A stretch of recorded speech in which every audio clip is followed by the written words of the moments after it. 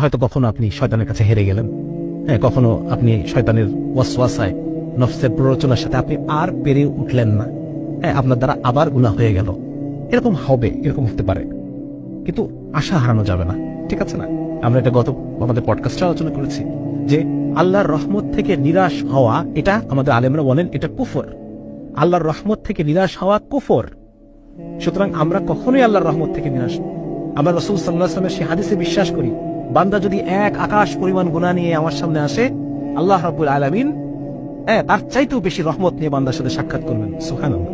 সুতরাং আমরা গুনাহ করতে করতে কখনোই আল্লাহর রহমতকে ক্রস করে যেতে পারবো না, ঠিক আছে না? আপনি যদি মনে করেন যে না, আমি তো জীবনে বহুবার তওবা করেছি, আমি আবার কেন তওবা করবো, আরে আমি তো গাদ্দার, বারবার আমি কথা দিয়ে কথা রাখি না, ঠিক আছে না? এরকম এই কথাটা শয়তানের পক্ষ থেকে।